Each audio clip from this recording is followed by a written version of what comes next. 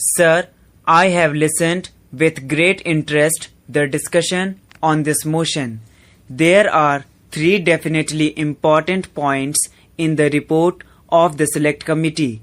One is about the raising of the age of the boy as well as of the girl.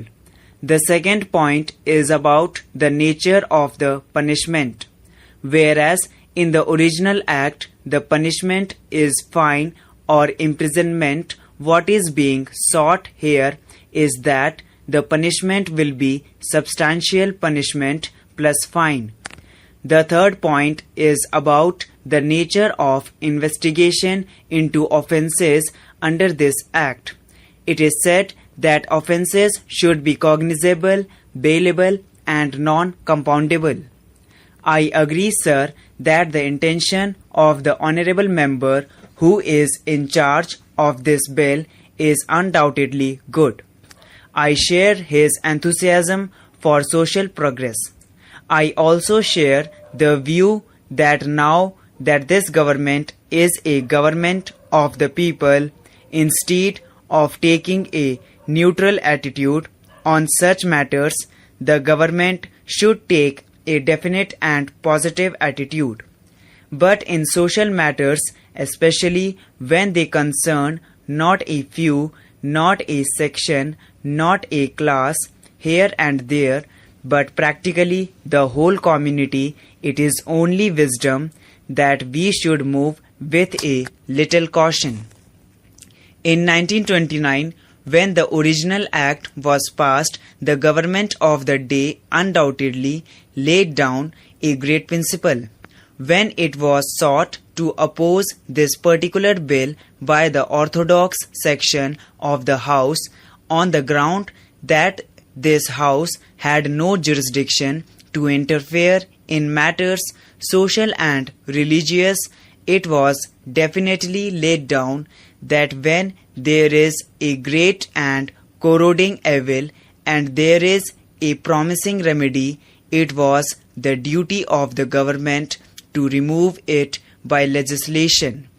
Undoubtedly, in the year 1929, the evil was very great, and so great was it that even a foreign government felt that it would be justified in interfering with what was obviously a social matter. But things have definitely changed. In the course of the last 20 years, there has been a steady progress and understanding of this problem. No social reforms can be abiding in its effect if it merely rests on fear and not on conviction.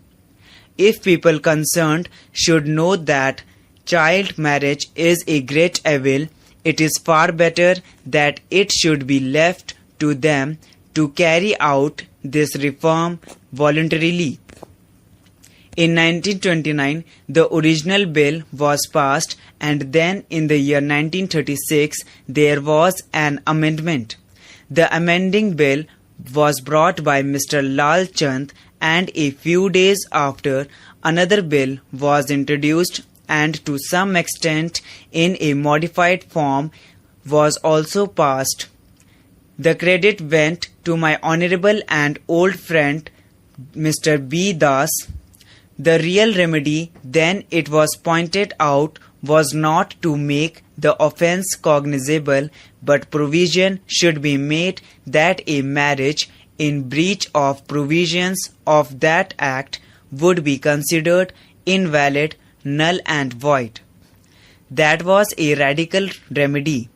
It was there pointed out that that was a radical remedy, no doubt, but not a promising remedy, and in the long run the consequences that would follow would be disastrous.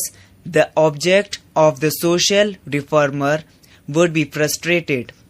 It was then agreed that the bill was much in advance of public opinion, and this particular provision was not pressed by the Congress party, which was then in opposition. But certain other matters were taken into consideration, and one of them was that in the original bill provision was made that if the marriage in contravention of the particular provisions of that act was celebrated in British India, then only it was an offence.